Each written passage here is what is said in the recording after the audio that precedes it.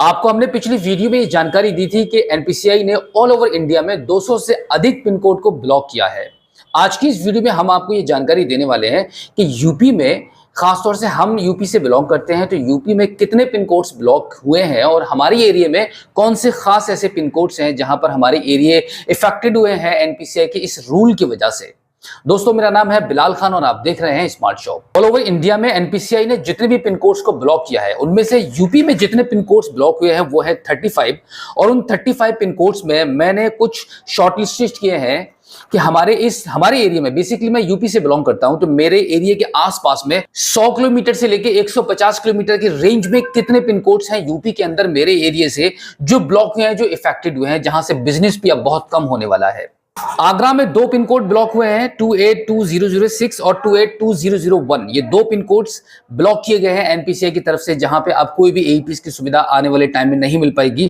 और इससे भी नजदीक फर्रुखाबाद है हमारे एरिया में। फर्रुखाबाद में एक पिन कोड को ब्लॉक किया गया है जो कि है 209739 और इसी के साथ में मथुरा में एक पिन कोड ब्लॉक हुआ है 281404।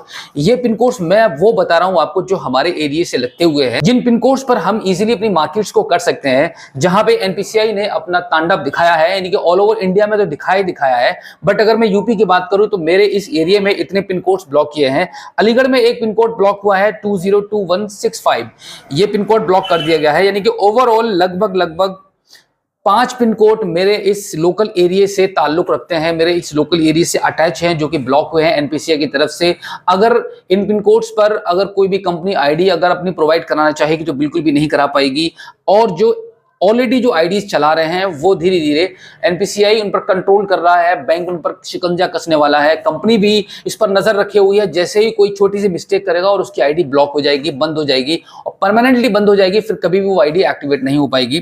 काफी सारे सीएसपी हमसे ये सवाल कर रहे थे कि जितने भी पिन कोड्स ब्लॉक हुए हैं क्या वो दोबारा से रीओपन नहीं हो पाएंगे, क्या दोबारा वो बहाल नहीं हो पाएंगे। बहुत सारे लोग इस बात पर आवाज भी उठा रहे हैं कि अगर ऑल ओवर इंडिया में 200 से अधिक एनपीसीआई ने अपने पिन कोड्स को ब्लॉक किया है एईपीएस के मामले में, तो क्यों ऐसा उन सभी सीएसपी भाइयों को क्यों इस बात की सजा मिल रही है। कसूरवार कोई और है, खता किसी और ने की है, लेकिन सजा किसको दी जा रही है? सजा मिल रही है जेन्युइन पर्संस को। आप एक जेन्युइन पर्सन है, अगर आप एक इस वीडियो को देख रहे हैं, आपके बिजनेस पर इफेक्ट होने वाला है, आपका बिजनेस डाउन होने वाला है एनपीसीआई के इस रूल की वजह से। तो एनपीसीआई ने जो कदम उठाया है वो एक तरीके से सही भी है, लेकिन अगर डीपली इस बात पर गौर करें तो ये नियम बिल्कुल भी बेकार है, क्योंकि वो लोग ज्यादा इफेक्टेड हैं इस चीज से जो जेन्युइन काम कर रहे हैं, बहुत अच्छे से अपनी रोजी रोटी कमा रहे हैं। लेकिन एनपीसीआई के इस नियम के लागू होने से बहुत लोग डर चुके हैं और पता नहीं कौन इस रूल्स के घेरे में आ जाए और उसका एईपीएस सिस्टम ही पूरा बंद हो जाए। कुछ भी कहा नहीं जा सकता, क्योंकि चोरी करने वाले तो आराम से चोरी करके अपने घर पर बैठे हुए हैं। लेकिन एनपीसीआई को सोचना और समझना चाहिए था, बैंक को भी इस पर ध्यान देने की जरूरत है, कंपनी को भी इस पर आवाज उठाने की जरूरत है कि भाई जिन लोगों ने चोरियां की हैं, जिन लोगों ने डाके डाले हैं, जिन लोगों ने फ्रॉड किए हैं, उनको आप पकड़िए, पहले उनको पकड़कर जेल के अंदर डालिए, जिससे कि उनको एहसास हो इस बात का कि उन्होंने जो गलती की है उसकी कोई ना कोई सजा होनी चाहिए। लेकिन जो सीएसपी ईमानदारी से काम कर रहे हैं तो उनको क्यों इस बात की सजा मिल रही है? क्यों उनका एरिया का पिन कोड ब्लॉक किया जाएगा? क्यों उनकी आईडी बंद होगी जबकि उनकी कोई भी खता नहीं है?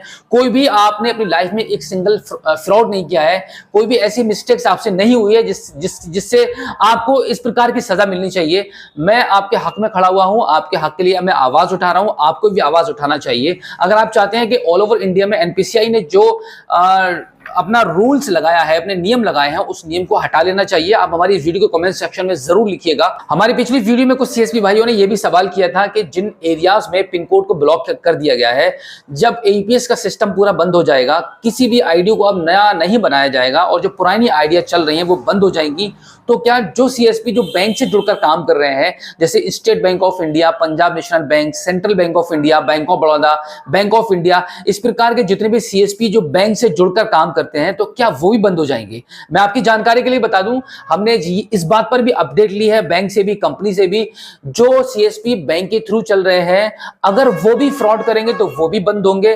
अदरवाइज अगर वो ईमानदारी से काम करते रहेंगे, अगर उन सीएसपी के खिलाफ रिटर्न में बैंक में कोई भी कंप्लेंट नहीं पहुंचती है फ्रॉड की, तो बिल्कुल भी वो सीएसपी बंद नहीं किए जाएंगे। जिस तरीके से चल रहे हैं वो लाइफ टाइम हमेशा चलते रहेंगे, जब तक कि वो काम करते रहेंगे, इच्छुक रहेंगे काम करने के। अगर किसी ने भी इन फ्यूचर फ्रॉड किया, कोई भी गलती उनकी पकड़ी गई, अगर जाने अनजाने में कोई भी गलती आपसे हो जाती है, अगर आप एईपीएस संचालक हैं या फिर आप किसी भी बैंक के सीएसपी हैं, आपको बिल्कुल भी बख्शा नहीं जाएगा, आप पर बिल्कुल भी रहम नहीं किया जाएगा, आपके बिजनेस को ऑन द स्पॉट बंद किया जाएगा, आपका सीएसपी सेंटर जब्त कर लिया जाएगा, आपके पास बैंक की तरफ से मिली जितनी भी पावर्स है वो सारी की सारी आपसे छीन ली जाएंगी, आप पर कोई भी रहम नहीं होगा, क्योंकि एनपीसीआई ने बहुत ज्यादा सख्ती कर दी है। अब ऐसे नियम आने वाले टाइम में आने वाले हैं जो कि आपको बहुत ही हैरत कर देने वाले हैं। आप बहुत ज्यादा आप ये फील करेंगे कि आपको इस बिजनेस को करने में काफी ज्यादा परेशानियों का सामना करना पड़ रहा है। तो मैं आपको बता दूं कि आपको बहुत ईमानदारी से काम करते रहना होगा।